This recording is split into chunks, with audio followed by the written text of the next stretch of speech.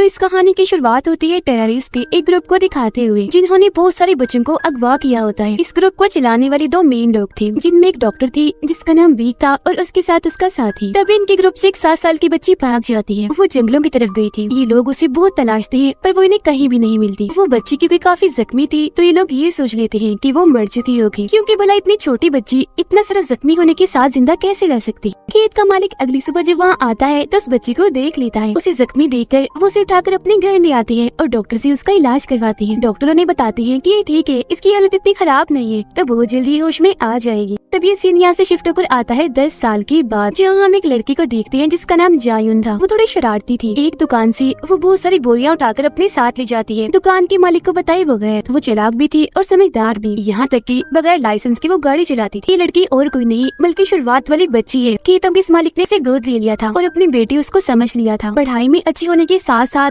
वो अपने डैड के साथ भी काम करवाती थी। अक्सर उसे सिर दर्द के दौरे पड़ा करती थी, जिस दौरान उसे अपनी माजी की बातें, अपने गुजरे हुए वक्त की बातें याद आने लगती है। गुजरी हुई यादें इतनी भयानक होती थी कि उसका सर फटने वाला हो जाता था। एक दिन जायुन की दोस्त उसे एक सिंगिंग कंपटीशन, जहाँ गानों का मुकाबला होता है, उसकी वीडियो दिखाती है, जिसमें अगर कोई हिस्सा लेगा और जीतेगा तो उसे बहुत सारे पैसे दिए जाएंगे। ये वीडियो देखकर जायुन काफी खुश हो जाती है और इस कंपटीशन में हिस्सा लेने का फैसला करती है ताकि वो जीते, क्योंकि उसे पैसों की जरूरत थी। वो अपनी फैमिली की मदद करना चाहती थी। फिर इस कंपटीशन का टेस्ट देने के लिए वो चली जाती है, जहाँ पर उसका गाना सुना जाता है, चेक करने के लिए कि वो कितना अच्छा गाती है। और वो यहाँ गाना तो गाती है, साथ ही एक जादू भी करके दिखाती है। माइक को हवा में कर देती है। जो चीज जाहिर है काफी अलग थी, जिस बात को जाहिर कर रही थी कि उसके अंदर सुपरनेचुरल पावर्स है, जिससे हम समझ पाते हैं कि उसके अंदर कुछ तो ऐसा है जो उसे बाकियों से अलग बनाता है। अब उसका ये पहला राउंड कामयाब रहता है। उसके माँ बाप देखते हैं कि जायुन ने वहाँ पर जादू भी किया है, तो वो थोड़ा परेशान हो जाते हैं। तो वो जायुन को ऐसा करने से मना करते हैं, क्योंकि अगर वो ऐसा करती रही तो उसकी असलियत सबके सामने आ जाएगी, जिससे वो हमेशा के लिए अपने माँ बाप से दूर हो जाएगी, जो वो नहीं चाहते। अगले दिन ट्रेन से जायुन सिंगिंग स्टूडियो जा रही होती है, क्योंकि अगले राउंड के लिए उसे बुलाया गया था। तभी उसकी सीट के सामने बैठा हुआ इंसान, जिसका नाम नोबल मैन था, उससे बात करने की कोशिश करता है। कहता है कि मैं तुम्हें जानता हूँ, और फिर थप्पड़ का इशारा करके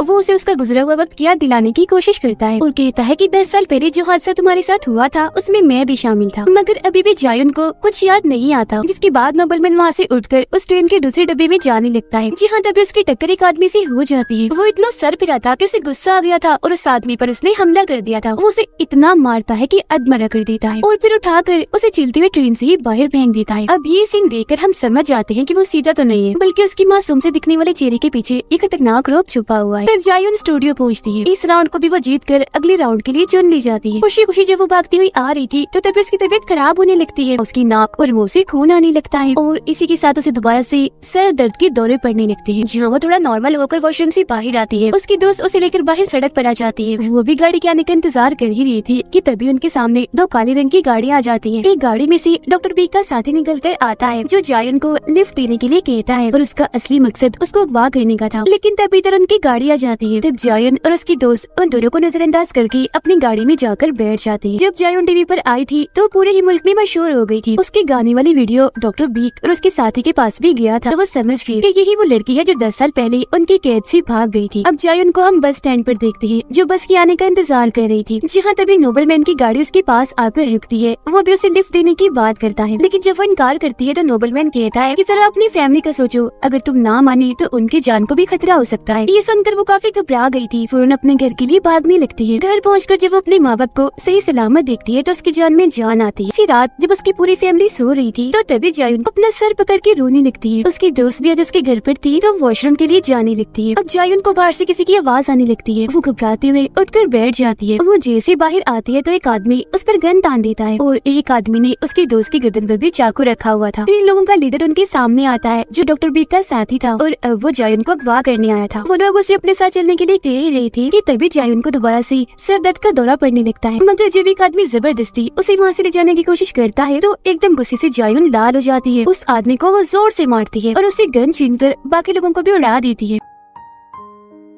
अब उसे यकीन नहीं आ रहा था खुद पर कि नॉर्मल होने के बावजूद भी मैंने ऐसा कैसे कर लिया। तभी यहाँ नोबलमैन और उसके साथी आ जाते हैं। वो उससे कहते हैं मैंने तुम्हें कहा था ना कि मैं तुम्हें जानता हूँ, तुम इंसानों की तरह नॉर्मल नहीं हो बल्कि सबसे हट कर हो। यही वजह है कि मैं और वो लोग तुम्हारे पीछे पड़े हुए थे। अगर तुम मेरे साथ चली तो तुम्हारा ही फायदा है, तुम्हारी याददाश्त भी वापस आ जाएगी। जायुन चलने के लिए मान जाती है। वो उसे अपने साथ गाड़ी में बिठाकर एक रिसर्च लैब में लाते हैं जहाँ उसकी मुलाकात होती है डॉक्टर बीक से। डॉक्टर बीक जैसी जायुन को देखती है काफी खुश हो जाती है और कहती है कि मुझे लगा था तुम मर गई हो, लेकिन जब तुमने टीवी पर आकर वो जादू किया तो मुझे यकीन आ गया कि तुम वही हो और मेरी हिम्मत जो खत्म हो गई थी दोबारा से लौट आई। अभी भी उसे कुछ याद नहीं आ रहा था और उसके नाक और मुंह से फिर से खून आने लगता है। डॉक्टर बीक जो दूसरे कमरे में बैठकर उससे बातें कर रही थी हंसने लगती है और अपने डॉक्टर को उसे इंजेक्शन लगाने का कहती है। तब वो ऐसे ही करता है और उसे इंजेक्शन लगा देता है। यहाँ डॉक्टर बीक उसे बताती है कि असल में तुम इंसान के रूप में विच हो, चुड़ैल हो और अब तुम्हें सब याद आ जाएगा। तुम्हें अपने गुजरे हुए वक्त और अपनी शक्तियों के बारे में भी पता चल जाएगा, यानी सुपर नेचुरल पावर्स के बारे में। लेकिन हाँ,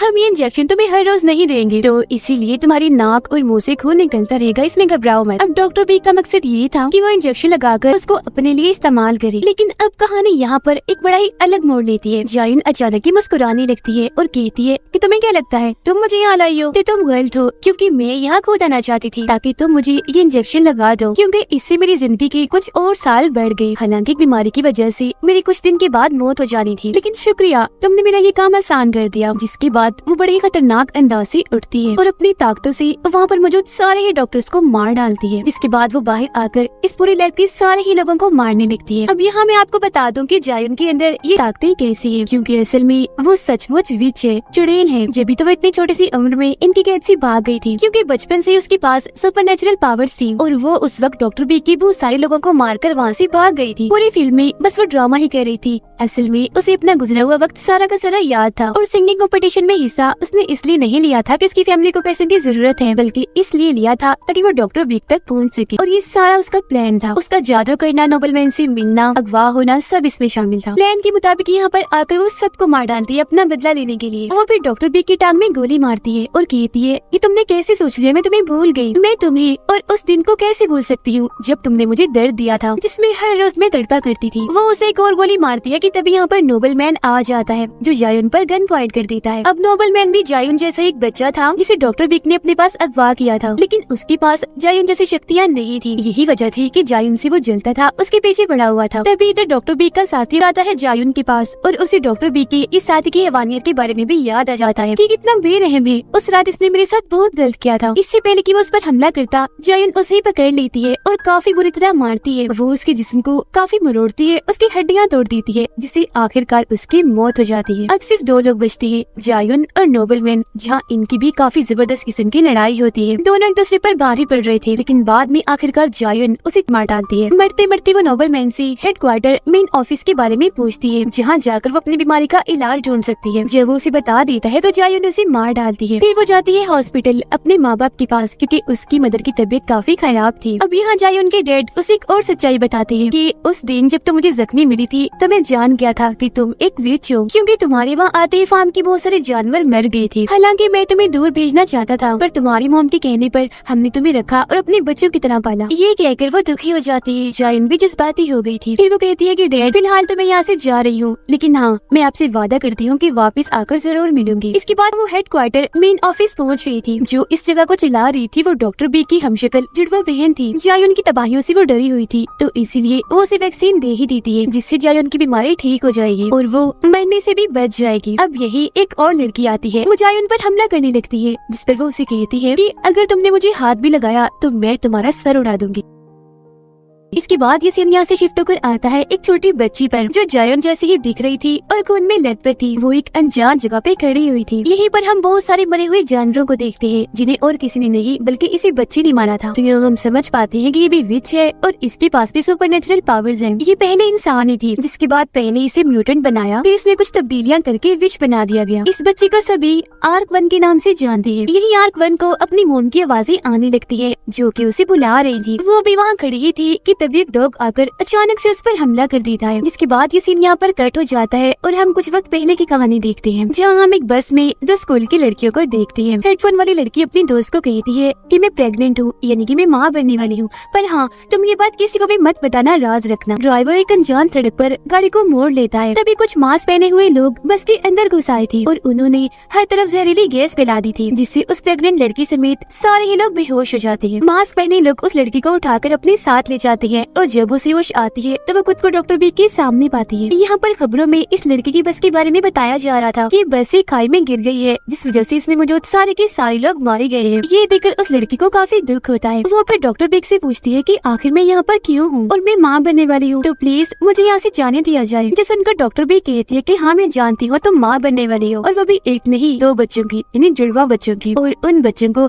हम अपने एक्सपेरिमेंट के लिए, तजुर्बे के लिए इस्तेमाल करेंगे ताकि उन जैसे और क्लोन्स डुप्लीकेट हम बना सके। जिस बात की उस लड़की को जरा भी समझ नहीं आती। जिसके बाद ये कहानी दोबारा से शिफ्ट होकर आती है प्रेजेंट टाइम में, मौजूदा वक्त में। यहाँ पर हम कुछ म्यूटेंट्स को देखते हैं जो काफी ताकतवर थे, क्योंकि उन्हें भी इंसानों से बदलकर म्यूटेंट्स बनाया गया था। ये सारे म्यूटेंट्स डॉक्टर बी के लैब में जाकर वहाँ पर सबको मार डालते हैं, क्योंकि यही उनका मिशन था। उनके जाने के बाद हम वहाँ एक लड़की को देखते हैं जो खून में लथपथ थी, लेकिन हैरत वो अभी भी जिंदा थी और आसानी से चल फिर भी पा रही थी। जैसे वो बाहर आती है उसके सर में जोर से दर्द होने लगता है। उसकी ताकतें इतनी ज्यादा बढ़ जाती है कि हम उसके आसपास सारी चीजों को हवा में उड़ते हुए देख पाते हैं। उसे अपनी मोम की आवाजें सुनाई दे रही थी जो उसे अपने पास बुला रही थी। उसकी मोम एक अनजान चेंबर में होती है, जिससे हम समझ पाते हैं कि ये लड़की और कोई नहीं बल्कि आर्क-1 है। उस वक्त वो बच्ची थी, पर आज प्रेजेंट टाइम में वो बड़ी हो गई है। अब आर्क-1 चलते चलते सड़क पर आ गई थी, जहाँ गाड़ी काफी स्पीड से उसके बहुत ही पास ही होकर गुजरती है, पर वो उससे जरा भी नहीं डरती, इसीलिए वो गाड़ी आगे जाकर रुक जाती है। वो गाड़ी फिर दोबारा से पीछे आकर आर्क-1 के पास आके रुक जाती है। गाड़ी में बहुत सारे आदमी थे जो सारे गुंडे लग रहे थे। गुंडों का बॉस आर्क-1 से उसके बारे में पूछता तो है, पर वो कोई जवाब नहीं देती। वो फिर आर्क-1 को अगवा करके अपनी गाड़ी में बिठा लेता है, क्योंकि वो लोग एक लड़की जो बिजनेसमैन थी उसे अगवा करके अपने साथ ले जा रहे थे। और गुंडों के बॉस का मानना था कि अगर आर्क-1 ने हमारी गाड़ी देख ली है तो ये हमारे लिए मुसीबत बन सकती है। इसके लोग आर्क-1 को परेशान करने और उस लड़की को मारने लगते हैं, जिस वजह से आर्क-1 को इतना गुस्सा आ जाता है कि यहाँ पर उसे अपनी शक्तियों का इस्तेमाल करना ही पड़ता है। वो उन्हें एकदम से काफी बुरा मारने लगती है, उठा कर एक एक करके उनको गाड़ी से बाहर फेंकती जा रही थी। किसी को सामने वाले शीशे से, किसी को दरवाजे से, तो किसी को पिछली साइड से, जिससे उनकी गाड़ी का एक्सीडेंट हो जाता है और सारे गुंडे मारे जाते हैं, सिवाय गुंडों के बॉस के, उस लड़की के और आर्क-1 के। ये बच गए थे। फिर आर्क-1 जब गुंडों के बॉस को मारने के लिए आगे बढ़ती है तो जमीन के मालिक उसे ऐसा करने से रोक देती है, तो वो ऐसे ही करती है, उसे नहीं मारती, छोड़ देती है। यहाँ हम जान पाते हैं कि गुंडों का बॉस जमीन के मालिक को जबरदस्ती अपने साथ क्यों ले जा रहा था, क्योंकि वो उसकी जमीनें खरीदना चाहता था, मगर जमीन के मालिक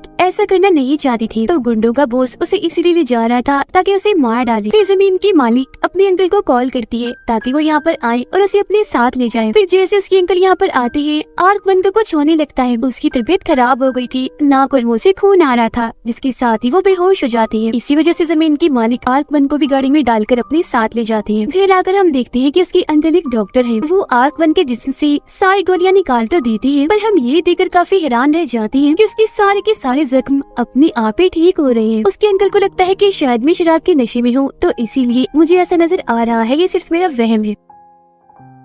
इसके बाद हम एक सोल्जर, एक फौजी लड़की को देखते हैं जो खून में लथपथ थी और उसके पास बहुत सारी लाशें पड़ी हुई थी, क्योंकि उसने एक रिसर्च लैब में घुसकर बहुत सारे म्यूटेंट्स को मार दिया होता है। यहाँ सोल्जर लड़की के साथ उसका साथी भी था। उनकी बातों से हम समझ पाते हैं कि ये दोनों भी डॉक्टर बी के लिए ही काम करते हैं और डॉक्टर बी के ही कहने पर इन्होंने बहुत सारे म्यूटेंट्स को मार दिया। इस सोल्जर लड़की को देखते हैं जो अपने हाथों से ही अपने जिस्म में घुसी गोली को निकाल रही थी। उसका जिस्म अचानक ही बदलने लगता है, जिससे हम समझ पाते हैं कि वो खुद भी एक म्यूटेंट है, उसका साथी भी म्यूटेंट है। इसी वजह से उसके सारे जख्म अपने आप ही ठीक होते जा रहे थे। डॉक्टर बिग से मिलने जाती है। वो उसे हुक्म देती है कि कैसे भी करके आर्क-1 को ढूंढो और उसे मार डालो, क्योंकि वो भाग चुकी है और वो तुम्हारी ही तरह एक खतरनाक म्यूटेंट है। फिर सोल्जर लड़की को एक डिवाइस देती है जिसकी मदद से वो आर्क-1 को ढूंढेगी, क्योंकि इन्होंने आर्क-1 के जिस्म में एक चिप लगाई हुई है ताकि ये उसे ट्रैक कर सके, ढूंढ सके। सोल्जर लड़की और उसका साथी जो वहाँ से जा रही थी, उन्हें महसूस होता है जैसे उनका कोई पीछा कर रहा है। तब सोल्जर का साथी गाड़ी रोककर उन लोगों से लड़ने लगता है। वो इस पर अपना काफी भारी हथियार फेंकते हैं, पर ये बड़ी आसानी से सिर्फ अपने हाथ से उसे रोक लेता है। पेड़ों पर चढ़ कर उन्हें मार रहा था और पेड़ तो टूटते ही जा रही थी। वो फिर उनकी डिवाइस की मदद से ही उन्हें उठाकर काफी दूर मारता है। उन्हें खत्म करने के बाद सोल्जर लड़की अपने साथी को कहती है कि ये काम जरूर हमारे पुराने साथी म्यूटेंट्स के लीडर का है, जिसके लिए 10 साल पहले मैं काम करती थी। तो इसीलिए वो खुद अपने बॉस म्यूटेंट्स के लीडर से मिलने जाती है और उनकी बातों से हमें पता चलता है कि ये सोल्जर लड़की और कोई नहीं बल्कि जायुन है। वो म्यूटेंट्स के लीडर से कहती है कि अब तुम हमारा पीछा छोड़ दो, मैं यहाँ किसी और मकसद के लिए आई। जमीन की मालिक आर्क-1 को अपने घर ले आती है, जहाँ उसकी मुलाकात उसके भाई से भी होती है। खाना खाने के बाद आर्क-1 जब अपने कमरे में सोने के लिए जाती है तो अचानक से उसके सर में तेज दर्द होने लगता है। उसकी नाक और मुंह से खून आने लगा था। बाहर गुंडों का बॉस अपने साथियों के साथ एक बार फिर जमीन के मालिक को धमकाने के लिए आ गया था। वो यहाँ जमीन की मालिक और उसके भाई को खूब मारती है। ये चीज आर्क-1 ने भी देख ली थी तो उसे बहुत गुस्सा आने लगता है। बाहर आके एक एक करके वो सबको अच्छा सबक सिखाती है। वो अपने बस एक मुक्के से उठाकर उनको दूर फेंकती जा रही थी। गाड़ी और इंसान दोनों उसके लिए बराबर थे। उसे कुछ पता नहीं चल रहा था कि मैं गाड़ी को उठाकर फेंक रही हूँ या किसी इंसान को, वो भी इतनी दूर। ये देखकर गुंडों का बॉस इतना डर जाता है कि वहाँ से भाग जाता है। फिर अगले दिन गुंडों के बॉस से मिलने के लिए म्यूटेंट्स का ग्रुप आता है, जो उसे आर्क-1 के बारे में पूछती है। जिस पर वो कहते हैं कि ठीक है, मैं तुम्हें उसके बारे में बता तो दूंगा, पर तुम मुझे भी अपने जैसा बना दो, यानी कि म्यूटेंट। तो वो लोग उसकी बात मान जाते हैं। म्यूटेंट्स के लीडर उसे एक सीरम देती है खुद को लगाने के लिए, जिससे वो भी म्यूटेंट बन जाएगा। बदले में वो उन्हें आर्क-1 के बारे में सब कुछ बता देता है। जमीन की मालिक अपने अंकल से मिलने के बाद घर जा ही रही थी कि तभी उससे मिलने जायुन और उसका साथी आते हैं। वो उसे बताते हैं कि तुमने जिस लड़की यानी आर्क-1 को अपने घर में रखा हुआ है वो कोई इंसान नहीं है बल्कि एक म्यूटेंट है, एक विच है। वो जमीन के मालिक को धमकी देती है कि तुम उसे हमारे हवाले कर दो वरना हम तुम्हारे भाई को मार देंगे। अपने भाई की जान बचाने के लिए उसे मानना ही पड़ता है। अब प्लान के मुताबिक जायुन ने उससे कहा था कि रात होते ही अपने भाई को लेकर घर से निकल जाना, जिसके बाद हम तुम्हारे घर आएंगे और आर्क-1 को पकड़ लेंगे। लेकिन जब जमीन की मालिक घर पहुंचती है तो अपना इरादा बदल लेती है। आर्क-1 को वो वहाँ से जाने का इशारा करती है। तभी इधर गुंडों का बॉस आ जाता है, जो जमीन की मालिक को गोली मार देता है। उसका भाई आर्क-1 को यहाँ से भागने का रास्ता दिखाकर खुद अपनी बहन को बचाने के लिए वापस चला जाता है। जमीन की मालिक ने जायुन की बात नहीं मानी थी, इसलिए उसे गुस्सा आ गया था और एक मिसाइल से जमीन की मालिक के घर को उड़ा देती है, ताकि इस मिसाइल के हमले से आर्क-1 मारी जाए। लेकिन वो तो पहले ही वहाँ से निकल चुकी थी। गुंडों का बॉस जैसे ही जमीन के मालिक के भाई को मारने वाला होता है कि तभी यहाँ पर जायुन और उसका साथी आकर उसे बचा लेते हैं। जायुन के आदमी से म्यूटेंट ग्रुप की लड़की लड़ने लगती है और उसे जान से मार डालती है, क्योंकि ये म्यूटेंट्स भी गुंडों के बॉस के साथ यहाँ पर आए थे। एक तरफ जायुन म्यूटेंट्स के बॉस से लड़ती है, जबकि उसका साथी बाकी म्यूटेंट्स को मार रहा था। पर म्यूटेंट्स का वो ग्रुप इन दोनों पर भारी पड़ रहा था। वो जायुन और उसके साथी को बहुत मारते हैं। वो काफी जख्मी हो गए थे, उनकी हालत से लग रहा था कि वो मर जाएंगे। आर्क-1 जो कि मिसाइल से बेहोश हो गई थी, उसे होश आती है। वो वापस आती है। हम उसके सुपरनेचुरल पावर्स को देख पाते हैं, क्योंकि आसपास की सारी चीजें हवा में उड़ने लगी थी और एक ही झटके में वो 3 म्यूटेंट्स को बड़ी आसानी से मार गिराती है। म्यूटेंट्स के लीडर अब चुपके जैसे यहाँ से भागने वाली होती है तो तभी वहाँ जायुन आ जाती है, जो उस म्यूटेंट को कहती है कि तुम तो उसकी जान के दुश्मन बन गई हो। इतना कहकर वो उसे चाकू से मार देती है। वो अभी यहाँ ये राज खोलती है कि आर्क-1 को मैं इसलिए ढूंढ रही हूँ क्योंकि वो मेरी बहन है। जी हाँ, बिल्कुल, ये दोनों बहनें हैं, लेकिन क्योंकि इनकी मॉम किसी चेम्बर में फंसी हुई है तो अब इन्हें जाकर अपनी मॉम को ढूंढना है। जिसके बाद जायुन आर्क-1 अपने साथ ले जाती है। जिसके बाद डॉक्टर बी को भी खबर लग जाती है कि दोनों बहनें आपस में मिल गई है। वो जानती थी कि वो दोनों अपनी मॉम को तलाश करते हुए यहाँ पर आएंगी और इसी के साथ इस कहानी के दोनों पार्ट्स इधर ही खत्म हो जाते हैं।